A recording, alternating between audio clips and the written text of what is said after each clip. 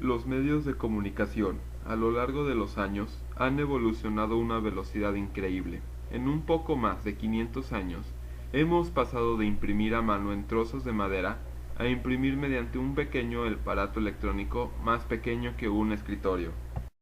Empecemos con la imprenta. El nacimiento de la imprenta se remonta a China en el año 593, cuando se reproducen por primera vez y de forma múltiple dibujos y textos con la ayuda de caracteres de imprenta tallados en tablas de madera, llamados xilografía. El invento se debe a los monjes budistas. El primer libro impreso data del año 868 y fue un sutra budista, gracias al alquimista chino Pi Cheng. Las técnicas de imprenta llegaron al occidente mucho después. Se considera a Johannes Gutenberg el inventor de la imprenta por la creación de los tipos móviles de plomo fundido, mucho más resistentes. Gutenberg conocía la dificultad de imprimir con páginas enteras talladas en madera e ideó un modo más racional de impresión. Así que creó moldes que se unían uno a uno para formar palabras. En 1447 consiguió imprimir un calendario y en 1451 una gramática en latín, aunque su obra cumbre sería la Biblia. Años después, la imprenta evoluciona, por decirlo así, y nace el periódico en la Alemania de 1457 con el nombre de Nürnberg Zeitung. Pero la implementación del diario fue hasta 1615, llamado Die Frankfurter Oberpostanzeitung, hecho por Egenol Eurmel, al que se llamó el padre de la prensa. En cuanto a México, su primer periódico surge en 1722, es la Gaceta de México, gracias a Juan Ignacio de Castorena, rector de la Universidad de Yucatán. Hasta ahora, la comunicación ha sido escrita, no es más que información plasmada en un papel, pero ¿y las imágenes? La cámara oscura de la que fue derivada la cámara fotográfica fue realizada mucho tiempo antes de que se encontrara el procedimiento para fijar con medios químicos la imagen óptica producida por ella. Aristóteles afirmaba que si se practicaba un pequeño orificio sobre la pared de una habitación oscura, un haz luminoso dibujaría sobre la pared opuesta la imagen invertida. El mérito de la obtención de la primera imagen duradera, fija e inalterable a la luz pertenece al francés Joseph Nicéphore Niepce. Las primeras imágenes positivas directas las logró utilizando placas de peltre cubriéndolas con betún de Judea y fijadas con aceite de lavanda. Nicéphore impresionó en 1827 con la vista del patio de su casa plasmado, la primera fotografía permanente de la historia. El telégrafo fue el primer medio de comunicación en tener una retroalimentación inmediata, construido por Joseph Henry en 1829. Se trata de una batería que tiene una de sus terminales conectadas a un extremo de un manipulador o llave que al accionarlo cierra el circuito eléctrico. La otra terminal de la batería se conecta a tierra. El otro extremo del manipulador se conecta al cable que se unirá a la otra estación del telégrafo, en donde el cable se conecta a un electroimán. Un extremo de la batería de electroimán se conecta a tierra. De esta manera se cierra el circuito eléctrico. Al cerrar el circuito bajando el manipulador, la bobina se acciona y se vuelve un electroimán que atrae a un estilete que puede imprimir una marca en una hoja de papel que gira. En lugar del estilete, puede colocar algún dispositivo que produzca sonido. Es así como se puede transmitir una señal de un extremo al otro lado del sistema. Pero el telégrafo no envía letras ni palabras, sino una clave conformada de puntos y líneas llamada clave Morse. Hasta ahora, solo les he hablado de medios de comunicación visuales, pero no fue sino hasta la invención de la radio que se comenzaron a transmitir voces. Los primeros pasos de la radio fueron dados por el físico inglés James Clerk Maxwell con el descubrimiento de las ondas electromagnéticas. Pero fue hasta 1901 que Guillermo Marconi, tras sus experimentos, envía las primeras señales radioeléctricas a través del Atlántico. En 1910 se efectúan las primeras transmisiones de radio en Estados Unidos. La expansión radiofónica se produce a partir de 1922. En la WOR de Nueva York, Jean Shepherd ensaya un género que se popularizará en el mundo, la radionovela. La fuerza de este medio podría medirse, por ejemplo, con el suceso que se llevó a cabo en los Estados Unidos. Orson Welles produjo en 1938 una transmisión llamada La Guerra de los Mundos, que provocó gran temor en la sociedad americana. La radio llegó a México en 1919, en la ciudad de Monterrey, pero fue hasta 1921 que el ingeniero Constantino de Tárnara instaló una emisora experimental en la TWD. Aunque la radio es capaz de transmitir sonido, podría decirse que el sonido solo tomaba un viaje de ida. En ese momento ya se podía enviar la voz, pero ¿cómo se podría responder? Hasta que se inventó el teléfono se pudo responder esta pregunta.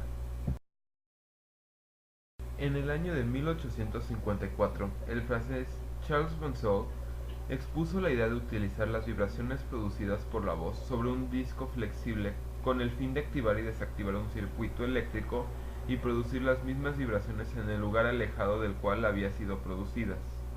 Más tarde, el alemán Johann Reis desarrolló un instrumento capaz de transmitir notas musicales, aunque no podía reproducir la voz humana. En 1877, el estadounidense Alexander Graham Bell construyó el primer teléfono capaz de transmitir y recibir la voz humana con todas sus características. Básicamente, el primer teléfono de Bell estaba constituido por un emisor, un receptor y un único cable de recepción. Más tarde, Emil Berlier inventó el transmisor telefónico de carbono, que constituye la clave para la aparición del teléfono útil que hoy en día conocemos. Hace un momento les platicaba de la fotografía, que eran imágenes estáticas. Con el pasar de los años llega un invento que da la ilusión de movimiento a estas imágenes.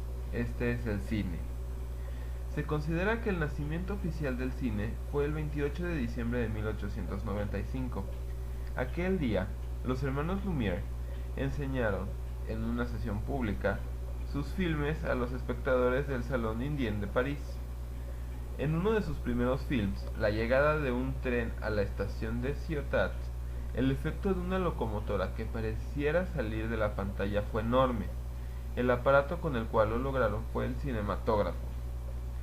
En ese entonces, las películas que siempre se veían eran de momentos cotidianos, y fue la magia e imaginación de otro hombre, Georges Méliès, que salvó al cine de acabar como un invento más entre tantos de aquella época. Por fin, la fantasía podía volar a través de la luz, ya que Méliès es el primer inventor de ficciones, es más, de la ciencia ficción.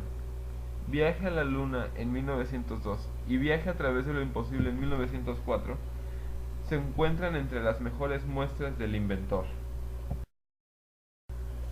Aunque el cine solo proyecta imágenes a una superficie plana, no hay ningún aparato receptor, a diferencia de la televisión, claro.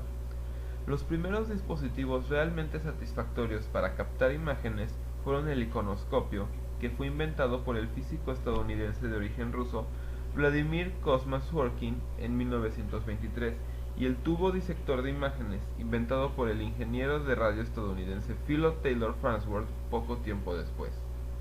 En 1926, el ingeniero escocés John Latchford inventó un sistema de televisión que incorpora los rayos infrarrojos para captar imágenes en la oscuridad. Con la llegada de los tubos y los avances en la transmisión radiofónica y los circuitos electrónicos que se produjeron en los años posteriores a la Primera Guerra Mundial, los sistemas de televisión se convirtieron en una realidad. El 2 de noviembre de 1936, la BBC comenzó a transmitir desde los míticos estudios de Alexandra Palace.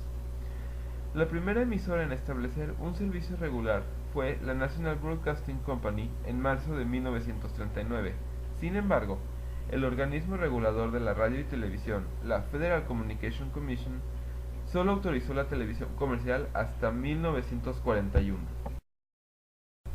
Ahora, les hablaré del medio de comunicación que hoy en día combina todos los medios anteriores.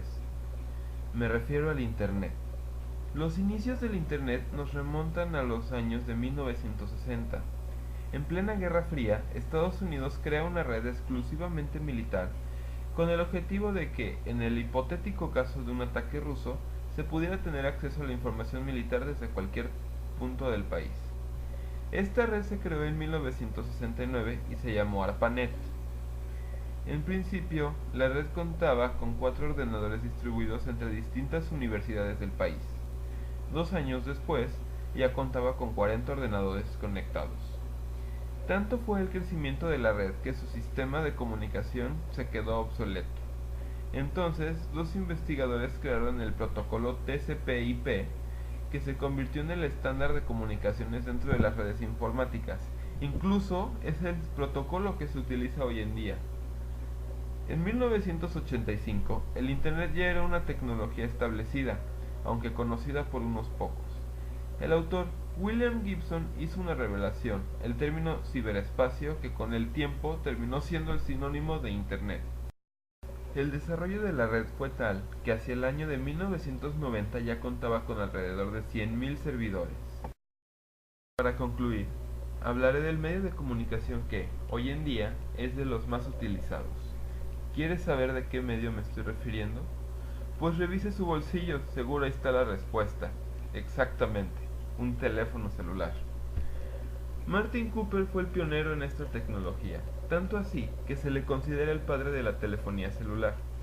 Introduce el primer radioteléfono en 1973 en los Estados Unidos mientras trabajaba para Motorola, pero no fue hasta 1979 en que aparece el primer sistema comercial en Tokio, Japón, por la compañía Nippon Telegraph and Telephone Corporation.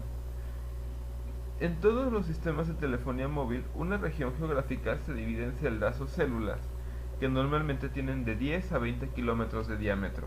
En los sistemas digitales las celdas son más pequeñas. Cada celda utiliza un conjunto de frecuencias que no es utilizada por ninguna de sus vecinos. Este sistema adquiere mayor capacidad por el uso de celdas relativamente pequeñas y la reutilización de frecuencias de transmisión en celdas cercanas pero no adyacentes. Debido a su tamaño, se necesita menor potencia. Los teléfonos celulares, por sofisticados que sean y luzcan, no dejan de ser radiotransmisores personales. Para empezar, los sonidos y los datos se convierten en señales electromagnéticas que pueden viajar por el aire y ser recibidas por las estaciones bases o en algunos casos especiales por satélite.